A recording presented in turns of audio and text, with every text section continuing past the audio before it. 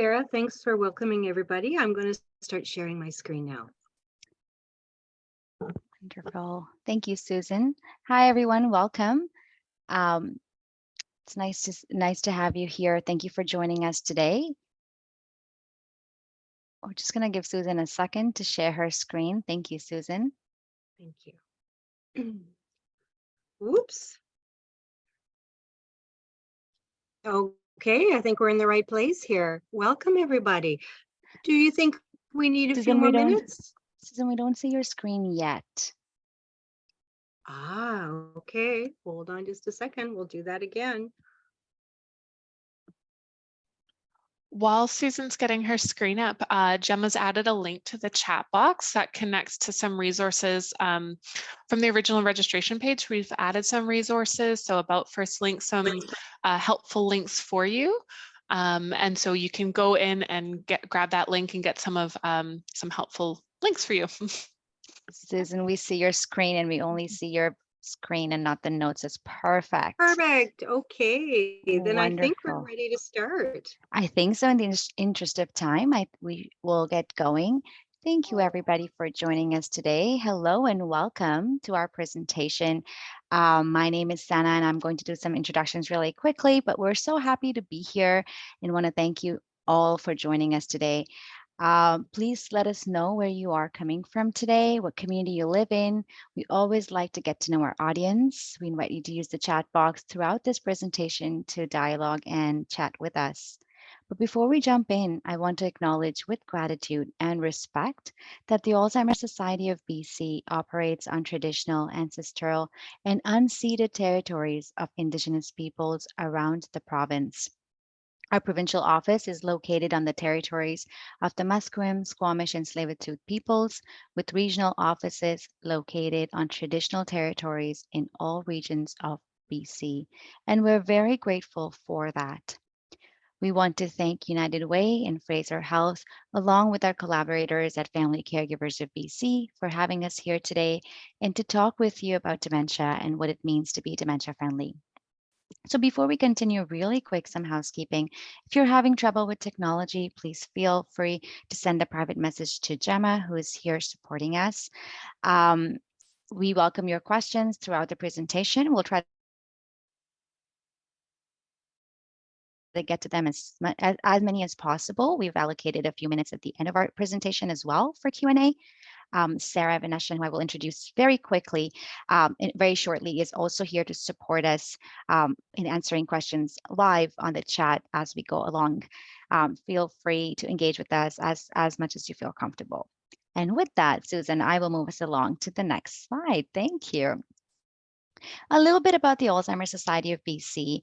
We are a nonprofit organization whose vision is a world without Alzheimer's disease and other dementias. This world begins with a more dementia-friendly society, where people affected by dementia are acknowledged, supported, and included. We are the only province-wide nonprofit organization dedicated to supporting people living with Alzheimer's disease and other forms of dementia, their families and friends, and healthcare providers. My name is Sana Aziz, and I lead the Dementia Friendly Community Initiative here with the Alzheimer Society. I have here with me my colleague and friend, Susan, who is our program coordinator with the Advocacy and Education Department. Along with us, we have Sarah Vanessa, who is project manager with the Provincial Programs and Services team. All three of us are delighted to be here, and thank you again for having us today. I will move us along and just really briefly want to outline what we will chat about today. This is a general presentation. We often like to call it a Dementia 101 of some sorts. We want to talk about what dementia is very briefly, how to recognize someone might be living with dementia, how to communicate in an effective way, in an appropriate way, and how to refer a client and where to go for more help. We hope that at the end of today's session, you feel equipped and comfortable to reach out to the Society for more questions and help as needed. I'd also like to take a moment to point out that some of you here today, family member or people living with dementia, and may have questions that require more background than what we can talk about today. If this is the case for you, I would encourage you to contact our dementia helpline after the presentation. We'll be sure to share all the links and phone numbers at the end of our presentation today.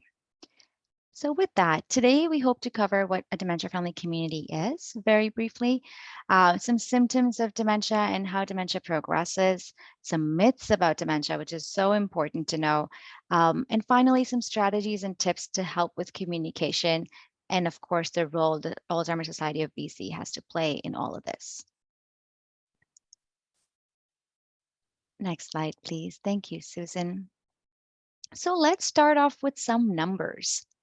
There are an estimated 85,000 plus people living with dementia in British Columbia and close to 700,000 people living with dementia in Canada. Approximately 60% of people who have dementia live in the community. We know that women are disproportionately impacted. More women are diagnosed with dementia, and there are more women caregivers. Dementia affects not only the individual, but an entire family. In fact, 1 in 5 Canadians have already experienced caring for someone living with dementia. In 2020, Care Partners in British Columbia provided an estimated 61.3 million hours of unpaid caregiving support annually. And in 2050, this is projected to increase to 198.3 million hours.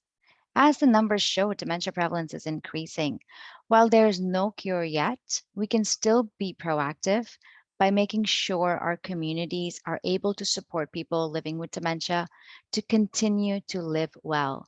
This means creating safe and inclusive spaces where people living with dementia can remain meaningfully engaged. Next slide, please.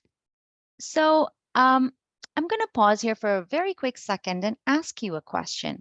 What comes to mind when you think of a dementia-friendly community? Feel free to share answers in the chat box, and I'll take a second to look at it here. What does a dementia-friendly community mean for you? And as you type in your answers and reflect a little bit on this question, it's really important that before we dive in further into this discussion, we set the stage and take a moment really to further define what a dementia-friendly community is. Let's take a moment here to watch a video and learn a little bit about what a dementia-friendly community means through the eyes of someone living with dementia. Susan, I'm going to hand it over to you and mute myself to play the clip. Thank you.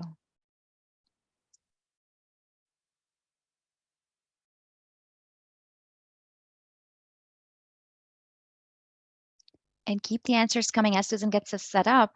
I'm seeing all the responses here. People are talking about no stigma. People have some understanding and compassion, absolutely. The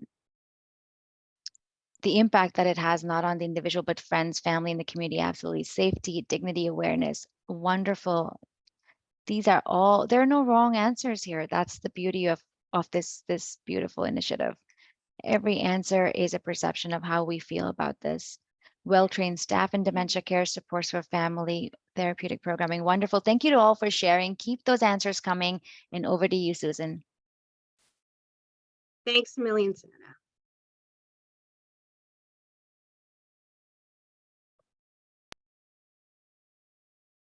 Sana, I'd just like to make sure that we can see the screen, a dementia-friendly community. Is it up there correctly? I can see you. Sorry, I was muted. Great. I'm going to then play the video. Thank you.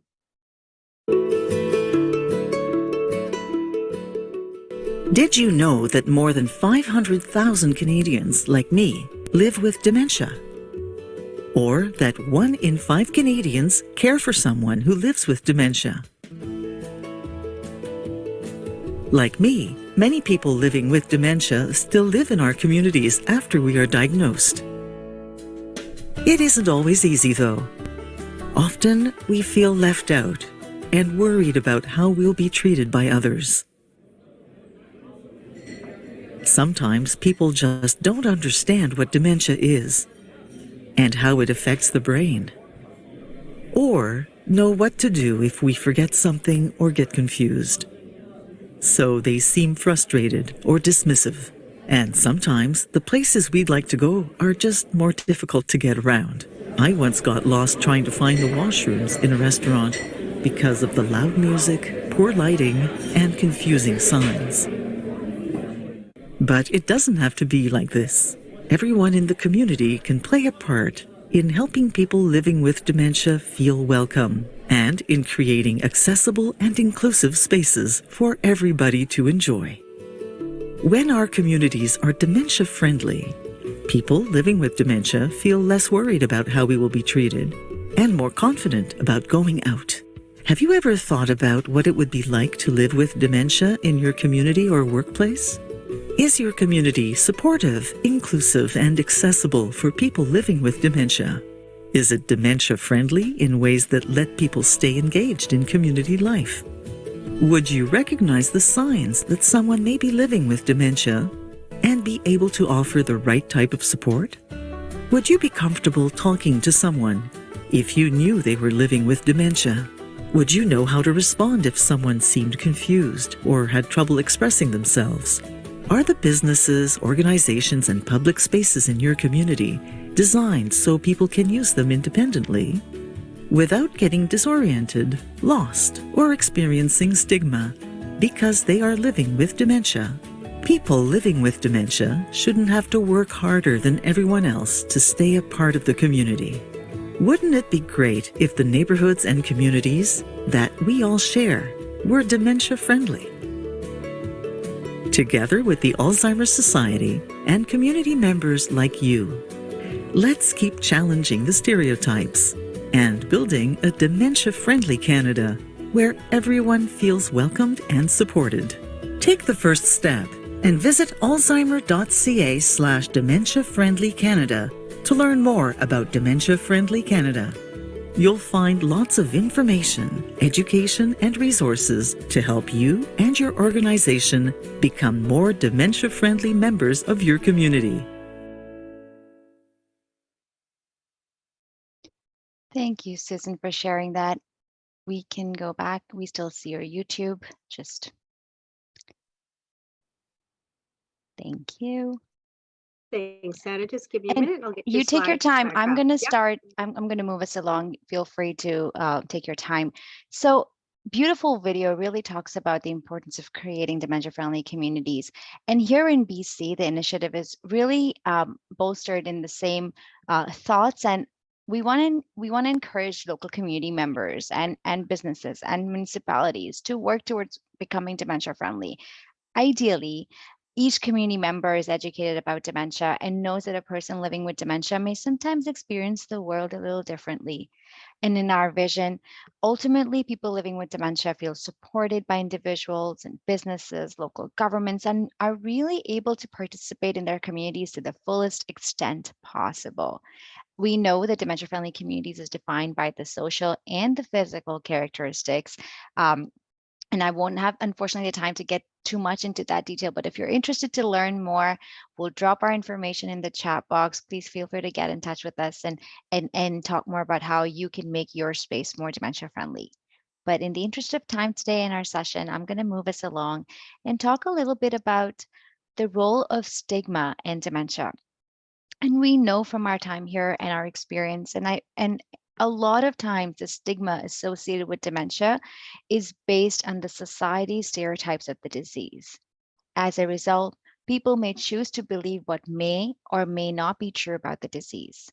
Stigma is one of the biggest barriers for people living with dementia to live fully with dignity and respect.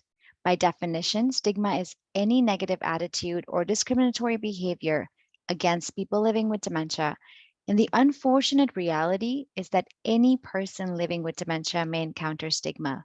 Even though more than 500,000 Canadians live with dementia, many feel excluded, ignored, and treated differently for something beyond their control. According to a survey, next slide, please, of 1,500 Canadians' attitudes regarding dementia, we learned that 46% of respondents said they would feel embarrassed if they had dementia, while 61% of those surveyed said they anticipated they would face discrimination of some kind. 1 in 4 Canadians believe that their friends and family would avoid them if they were diagnosed with dementia, and only 5% of Canadians said they would learn about dementia if a family member, friend, or coworker were diagnosed. Astonishingly, 1 in 5 Canadians would avoid seeking help for as long as possible if they thought they had dementia, perhaps to avoid the associated stigma and embarrassment. This statistic is particularly concerning because it means people may delay seeking a diagnosis of dementia due to stigma or seeking supports. Early diagnosis is key to living well, planning, building support, and managing symptoms. So we all can really play a role in reducing the societal impact of stigma through care and inclusion, as well as building dementia-friendly initiatives.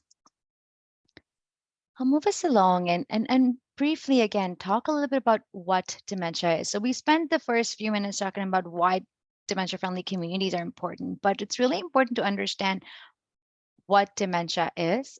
Although this is going to be brief, I welcome your questions in the chat, and I hope that the conversation will help you be a bit more informed of what dementia means. So I will move us along to the next slide. Thank you, Susan.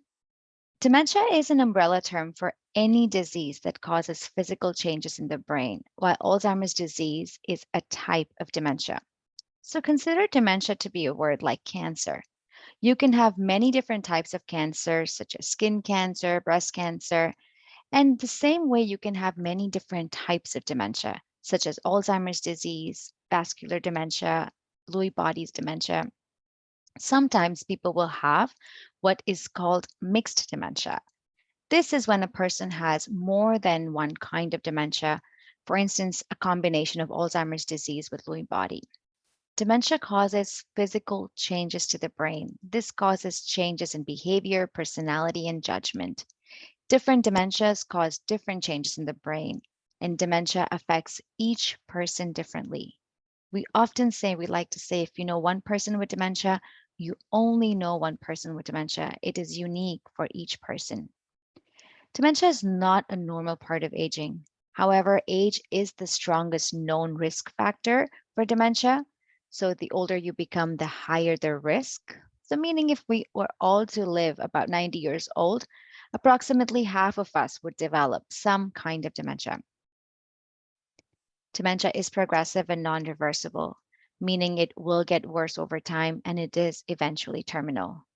There are some medications that can help to manage the symptoms, but they don't work forever and they don't work for everyone. There is currently no cure for dementia.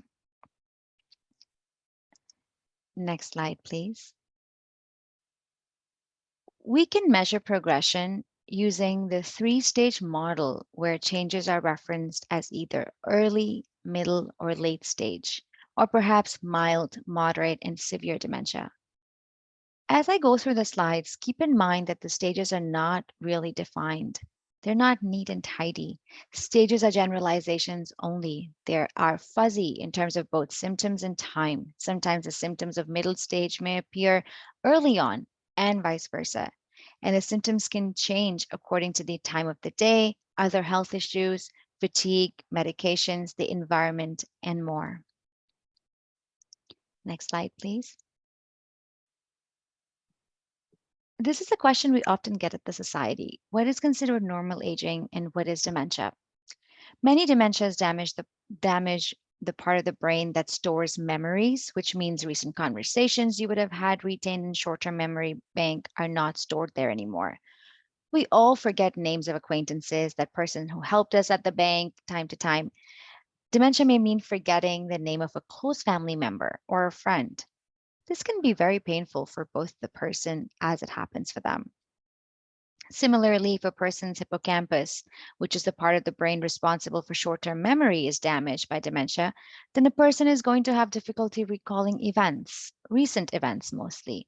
Changes in judgment can occur in most types of dementia. This is especially problematic when safety is at risk. One of the more telling changes with many dementias is significant change in language, with frequent pauses and substitutions.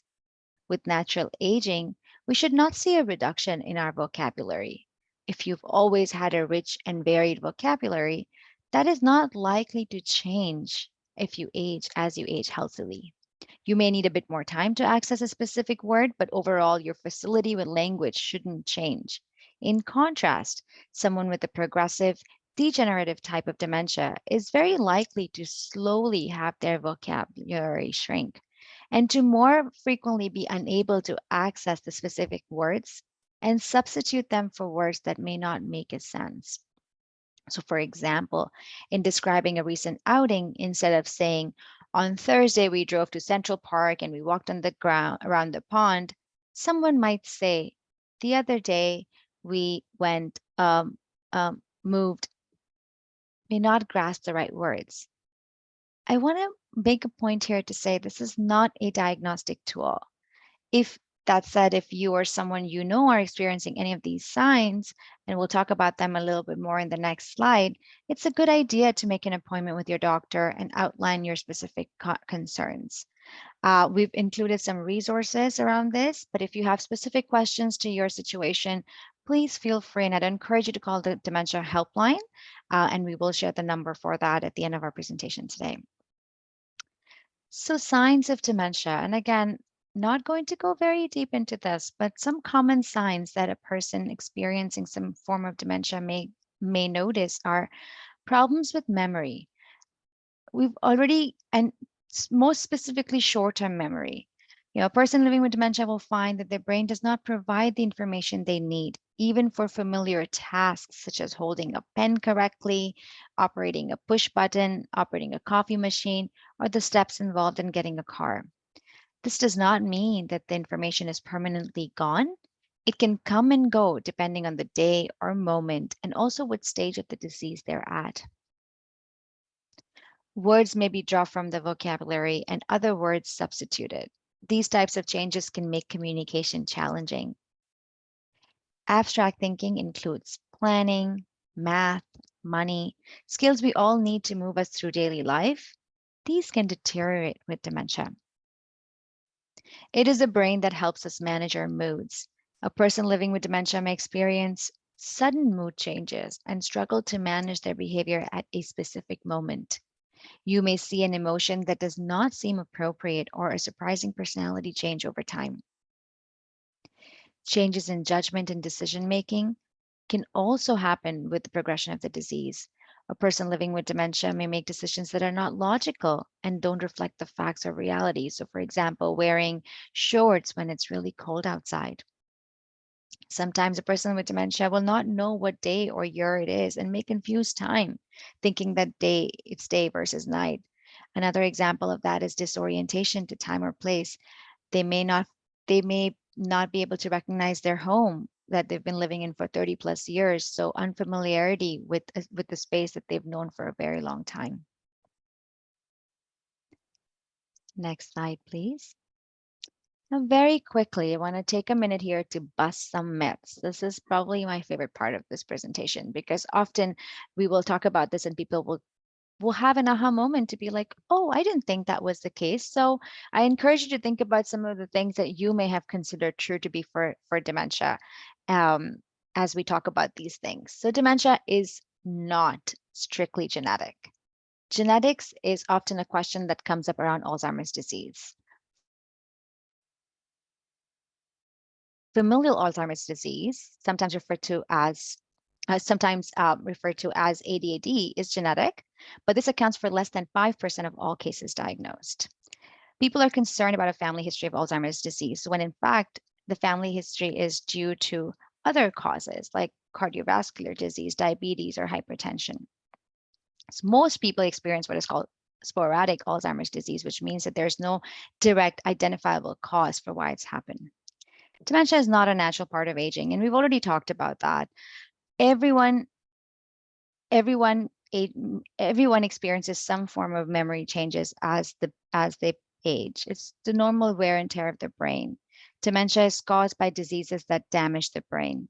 While age does increase the risk of dementia, as it does with increases the risk with other types of illnesses, It does not mean that as you age or as you get to a certain age, you will develop dementia. And often, rare, but individuals in their 30s and 40s can also develop what is called young onset dementia. So it really is a myth when it's said that it's an old person's disease. Dementia is not preventable or curable. There is a lot of research, very good research coming out of everywhere talking about prevention and cure. But because there is no cause, the cause is still unknown, we do not know how to prevent it. Research does indicate that there are a number of risk factors other than age and genetics that could put people at risk of developing dementia, such as diabetes, hypertension, poor nutrition, etc. So when we talk about prevention, we often like to talk about it as risk reduction strategies. And the point I would leave you with is what we often say is good for the heart is good for the brain as well. So think of things like exercise, good nutrition, socializing, all known to be good risk reduction strategies for good brain health. Next slide, please. Naturally so, dementia does not mean that a person will no longer have a meaningful life. We work with many advocates who have been living with dementia for many, many years, who have good, meaningful, rich lives. And it is up to the community and the role that we all play to make sure people continue staying engaged and active and supported and included in the communities that they live in. Dementia does not mean that a person will become aggressive. And this is a really important point to note. While some people with dementia do react or respond to triggers in ways that may seem aggressive, it is important to acknowledge that not everyone with dementia becomes violent. The more we can learn about the triggers of responsive or reactive behaviors and how to adjust our own responses, the more likely our interactions will be more positive. And we're going to talk a little bit more about the role of communication in the next few slides. And lastly, and very importantly, dementia does not mean that the person will no longer understand what is going around them. There are two languages areas in the brain. One is responsible for language in and one is responsible for language out. And not everyone living with dementia experiences deficits in both areas. So they may be able to understand what is being said to them, what is coming in, even if they have difficulty producing a response. And it's really important to recognize that because this is the piece where people feel that they are not included. And it is a role that we all can play in making sure that when we're speaking with somebody living with dementia or communicating with them, that we speak to them because they are present and are able to understand and follow conversations just like anyone would. Now, at this point, I will turn it over to Susan, who will walk us through the impacts of dementia on communication, as well as provide some tips, and lastly, end us off with some resources at the Society. Over to you, Susan. Thank you so much, Sana. So our next slide is how can we help? And there's a lot of things we can do, no matter where we work or play, to help someone living with dementia be more included and to help build more successful interactions and relationships. So here we go. The first thing is honestly looking at what's happening inside the brain and acknowledging that because it's a different brain, it will require a different approach. If you look at this slide, it's tough. You're going to see the healthy brain on the left, and then you're going to see an advanced Alzheimer's brain on the right. This is not a pretty image. It's a tough image to look at because you can see the significant damage that has occurred. The brain on the right is an illustration of a brain that would be autopsy, post-autopsy. So it is end stage, last stage dementia. Can we expect that brain on the right to function like the brain on the left? No. That's why it's up to us to change our approach, to learn as much as we can to support that brain on the right. And here we go. Our first step is understanding communication. I'm going to open up the chat box, and I would really appreciate Sarah and Sana if you take a look at that for me. What do you see going on in this picture? There's a lot of communication occurring, and I'd really like to know your take. So I'll wait a moment for people to add their comments to the chat.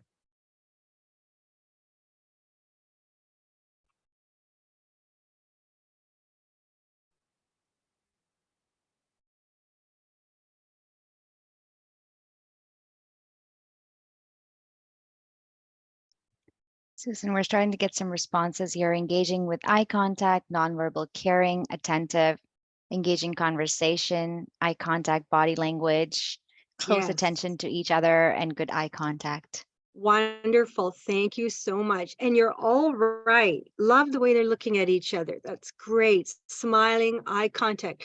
These two people are connected. And that is our message today. Our goal is to be connected. We often rely on words to do that, but we don't see words in this picture. We see body language, eye contact, smiling, and a great connection. That is good communication.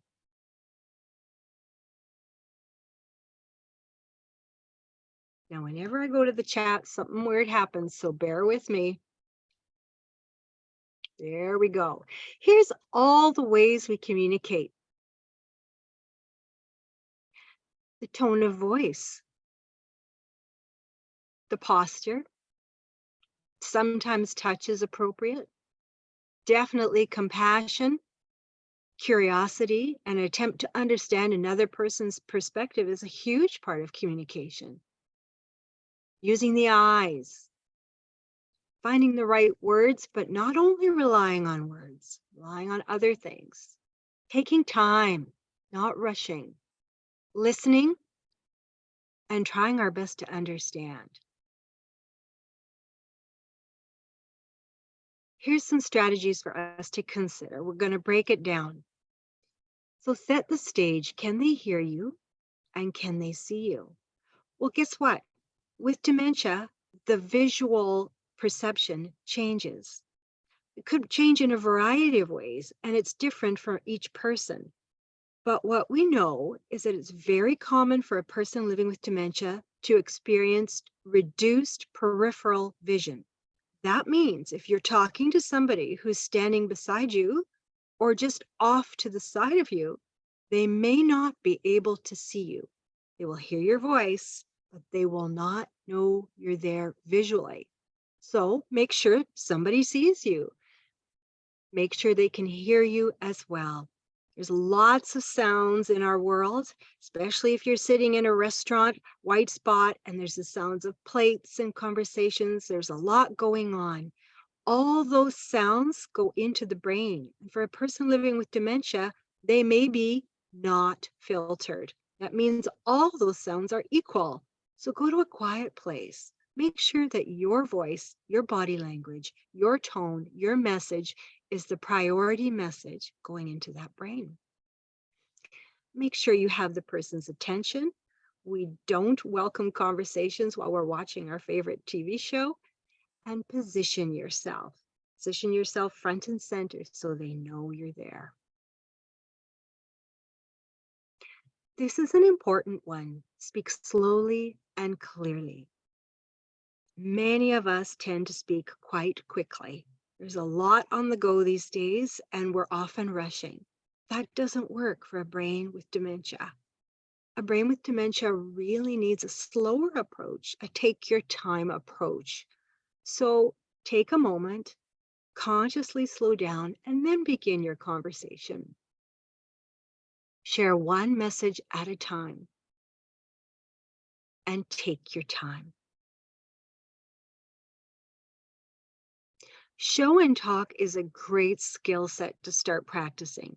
Show and talk is acknowledging that your words may not be enough and you're actually going to have to demonstrate or show something. A great example of this would be you might say to someone, "Hey, it's time to go out, go grab your coat." And their brain may hear, "It's time to go out, go grab your coat," but not be quite sure how to grab that coat. So if you were to hold the coat out, that would help the brain. It would be a cue and say, "Oh, there's the coat," and off we go. Show and talk. It's okay to repeat important information. And you may do that immediately, or you may pause for a moment and try again. Closed-ended questions can also be really helpful. And that's because open-ended questions like, "What do you feel like doing today?" are huge questions that require quite a bit of brain power. Whereas a question such as, "Hey, do you feel like coffee or a walk?" really helps the brain make a choice because there's two clear options for the brain to work with. So practice with the close-ended questions.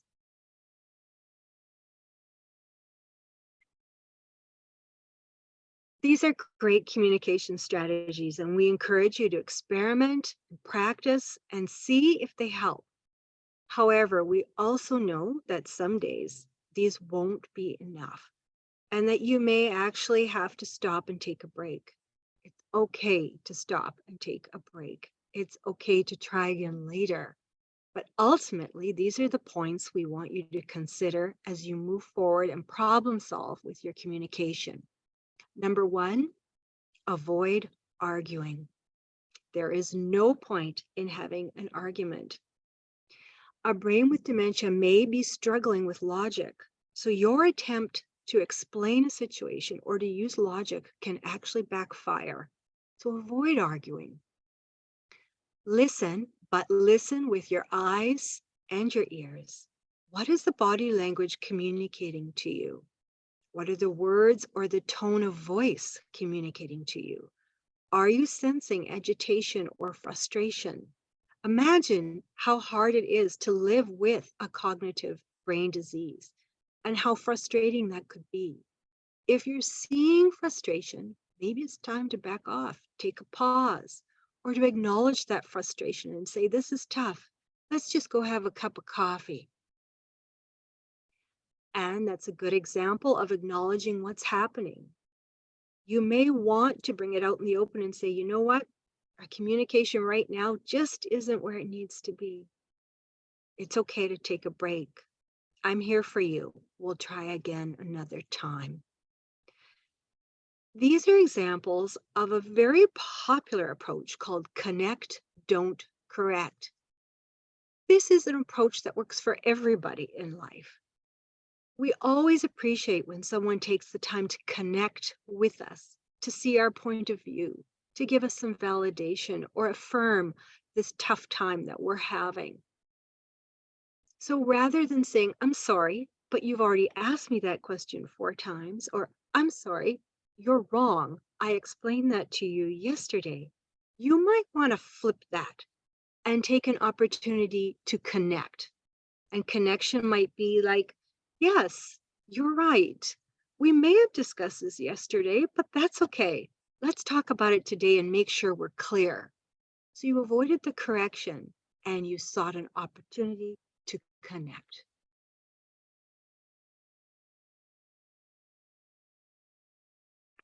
Now, Sana mentioned at the beginning of this presentation that we're going to look at 2 different types of environments. There's a social environment. So those are our relationships, our communication skills that we've just talked about. But then there's the external environment, or what we call the built environment. And that is our surroundings. And we alluded to that a little bit with make sure that they can hear you, because loud surroundings like the middle of white spot at 12 noon aren't ideal for connecting with a person living with dementia. But what else do we need to consider in the built environment? Well, we do need to consider lighting. Shadows can be kind of scary and misleading, if not downright confusing. So great lighting is really important. Are the pathways clear? Is the signage clear? Now, we might think the signage is clear, but let's think twice. Where is that sign? Is it hanging from the ceiling like an exit sign? Well, that's not a natural place for the eyes to go. The eyes look at eye level first. So are your signs at eye level? Are they pictures and words? Because that's 2 options of communication that can be really helpful to all of us. How loud is the area that you are offering your meeting, your appointment, or your interaction? Can the person see you? Are there other people milling about? Is there too much stimulation going on?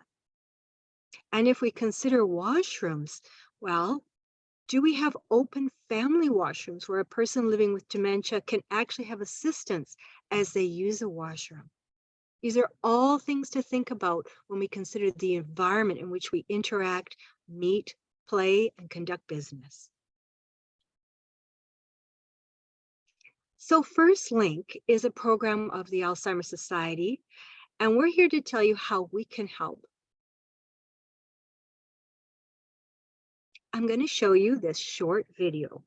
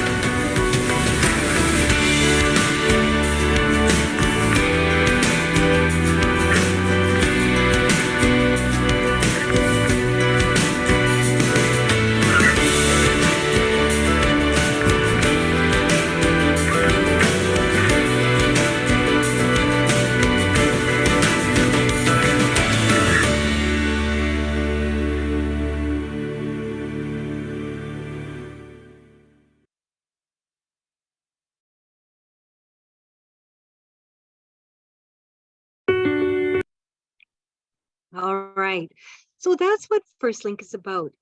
First Link is designed to be just that, the first link for anyone affected by dementia to get support, information, knowledge. We are here for them. And of course, care partners are a big part of that picture. You'll see from this quote, he has the diagnosis, but we are living with the disease. Dementia is something that affects an entire family. The entire family becomes care partners and support systems for a person living with dementia. And First Link is designed to support everyone in that circle of care. This is how it works. We receive a formal referral from a healthcare provider, social prescriber, or a community connector. So that would be a lot of you who are on this call today. We reach out to the family after receiving your referral. We talk to them about support, education, and information, but most importantly, we listen. We take the time.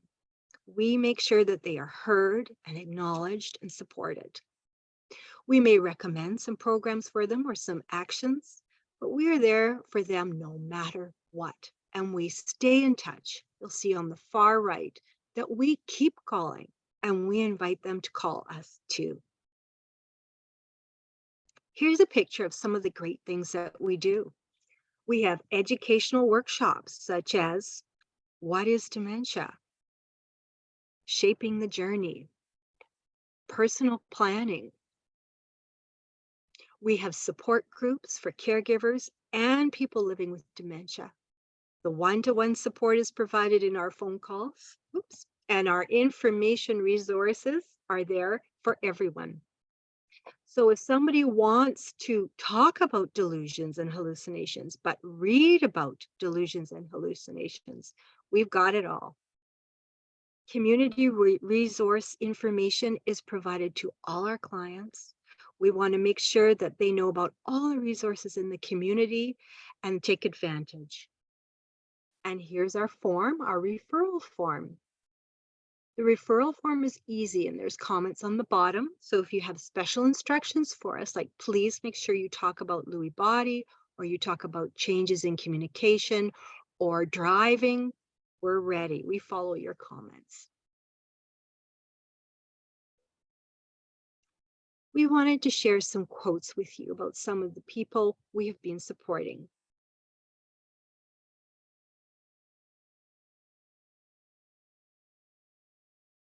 And here's another.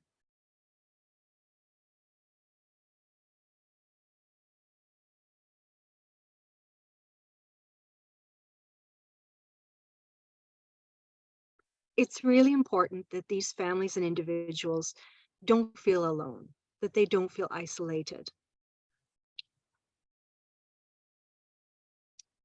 We offer culturally specific support. So Cantonese, Mandarin, and Punjabi This is not only on the phone, but we also have handouts, brochures, and information, as well as educational workshops in these languages. And here's how you stay connected with us. I just would like to take a short moment to talk about the helpline, because the helpline is available to everyone. It is designed for professionals, groups, even healthcare professionals, doctors, dentists, social prescribers, people who are working at better at home, people who are living with dementia, nurses, you name it, they call us. And we'd like to encourage you to call us too. If you have a question about dementia, if you're wanting some reading material, if you need to learn more, then call the helpline. We would love to hear from you. Now, I think we're at the conclusion here, and I think it's probably time to open up to questions, but also to invite Wingsy to do her special announcement. I'm going to stop sharing.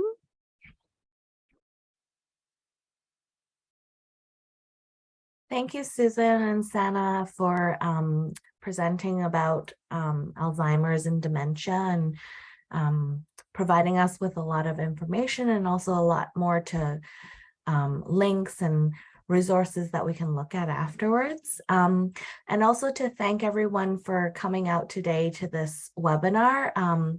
United Way BC's Healthy Aging team, we worked on a recipe book that we produced at the end of last year, and it's recipes from seniors from across BC. A lot of these recipes are dishes or meals that they had growing up, or some that they've discovered recently as well. So there's in this book, there's over 50 recipes, and we'd like to give this away to one lucky participant today. So from the people who've registered for this webinar, we've created a wheel to spin, and if your name comes up, then and you're here in this webinar today, please just let us know in the chat that you're here, and then I will reach out to you by email to get that book to you. So I'm going to spin now, and yeah.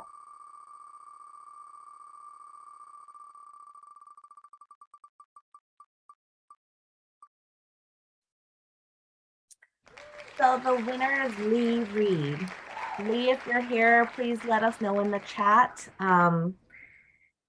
And then if not, then we will spin and find somebody else to send this to.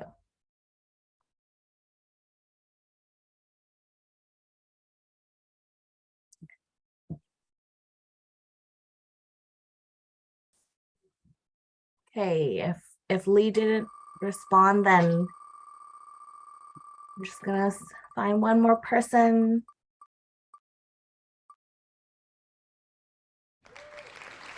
Nikki Pilot.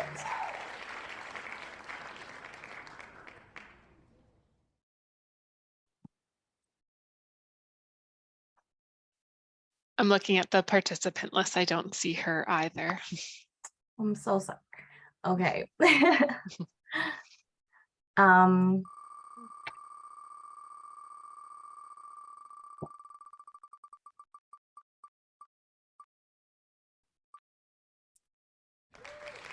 Francois Deppy. Is she here?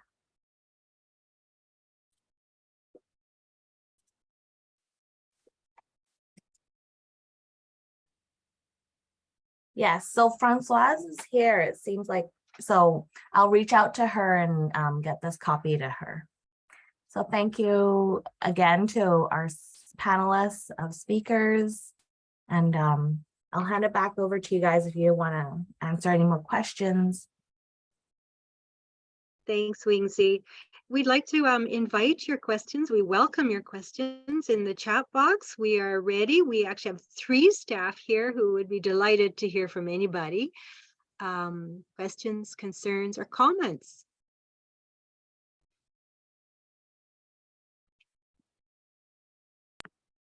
I'm going to take this moment to a special shout out to Sarah, who is behind the screen, but helping us and answering questions and really making sure that we're supported. So thank you, Sarah. We don't see you, but we know you're there. Thank you. Hi, I am here. Yes, thank you. We're starting to see some questions roll in. I'd love to note in the chat, but I just wanted to say quickly, if you're looking for a referral form, the short link to find that is alzbc.org/refer. So if you go to that website, you can find our referral form, and anyone can refer, not just healthcare providers. It can be social workers, it can be staff in care. If you're doing a home visit and you're connecting with someone and you feel like they need some support, you can refer them to us and we'll follow up with them and make sure they get what they need for support. Great, so I'll leave you, Sana, to then grab the questions that are popping in the chat box. Thank you, Sarah. We have one question here. Thank you, Brenda. Brenda's asking, are issues with short-term memory always a sign of dementia if other signs you have mentioned are not present? That's a very good question. Anybody want to take that question? I'm happy to take that question. Please go Susan. ahead, and then I can jump Okay. in. Thank you, Yeah, Susan. let's do it together. Let's be a team. So memory loss can be part of dementia, and short-term memory loss in particular, but it is not a sign of dementia all by itself. So dementia is a syndrome or a group of symptoms that reveal that the brain is changing, and memory loss by itself is not enough.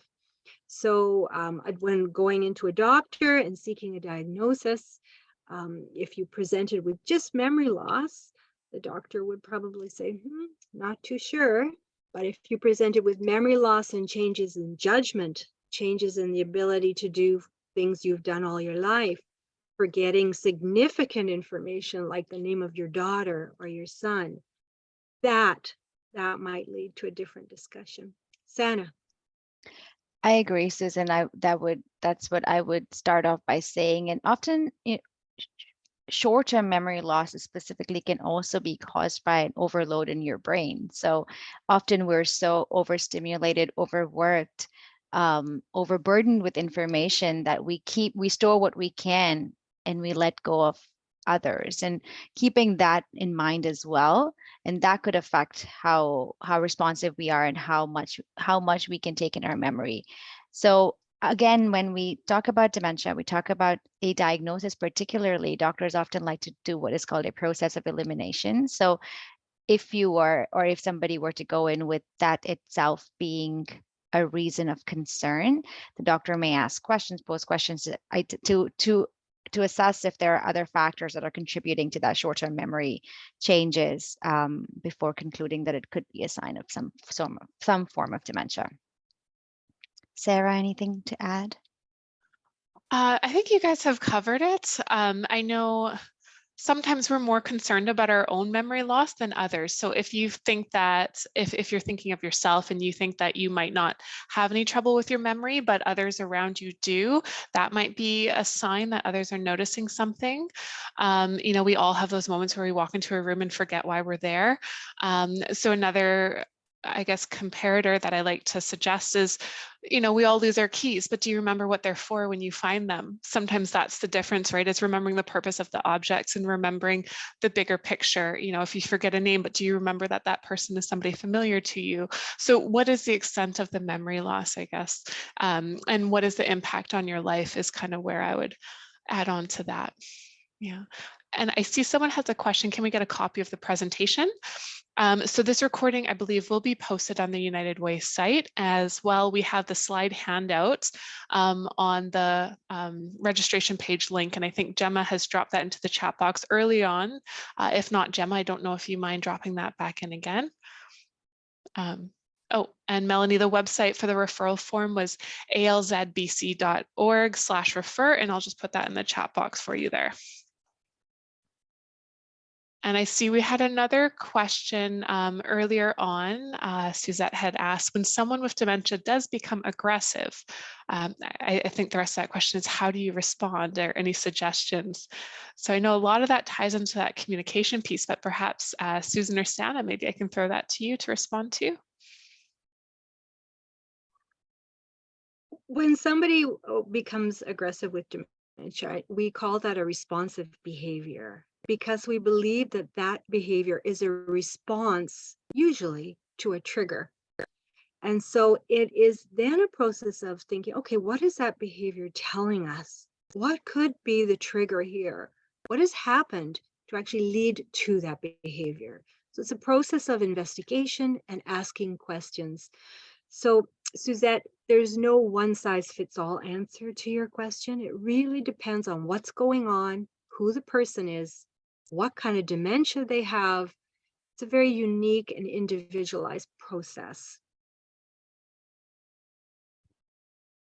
I will jump on and add, Susan, absolutely. It is knowing the person and who they are. When we talk about person-centered care in any aspect, we talk about knowing the person and understanding their needs.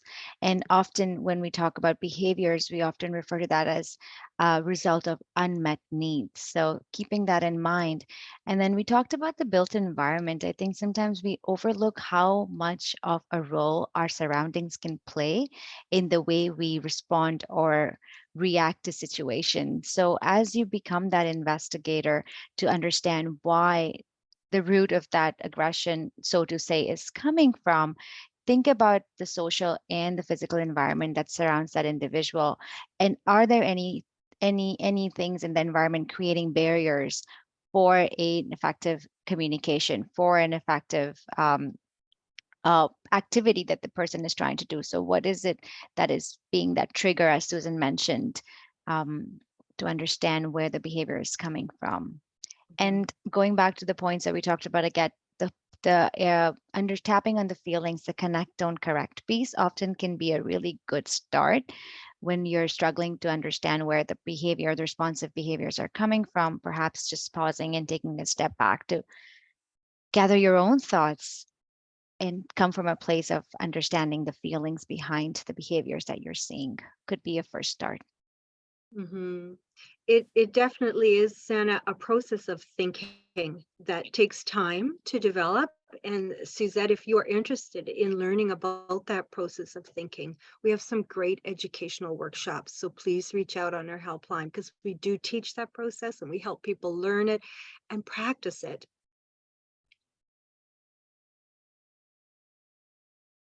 We see some more good questions coming, and I'm looking to the one that Barbara's asking.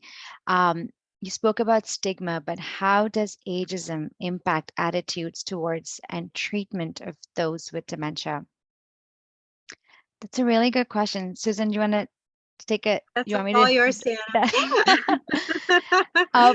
Again, I would start off by saying that ageism as well is rooted in the stigma and the preconceived biases that we have around a certain population. So absolutely, the beliefs or views that we as a society have about the aging population then kind of gets further into those who are perhaps living with dementia and our assumptions of what they can and cannot do just based on that understanding or knowledge of dementia, and then as a response our treatment. So when we talk again, going back to the concept of creating inclusive communities, accessible communities, one of the first things that we have to focus on is that stigma reduction.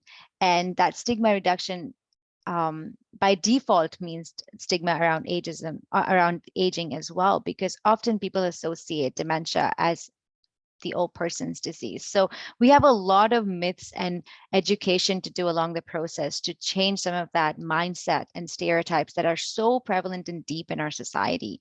And talking about it, having conversations like we're having one today, opens the door to more of these conversations to discuss it, to bring our stigma and our own preconceived notions out.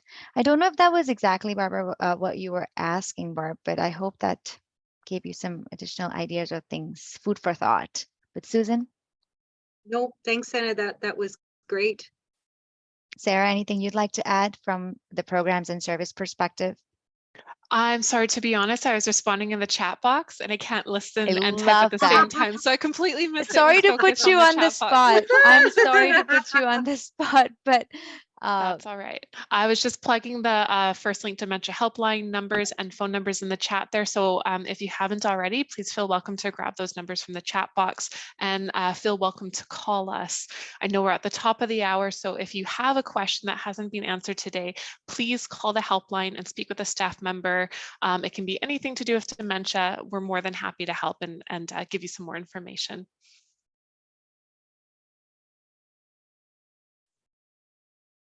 Okay, oh, I don't see any more questions, so I guess we'll close it up. Santa, do you want to take us out?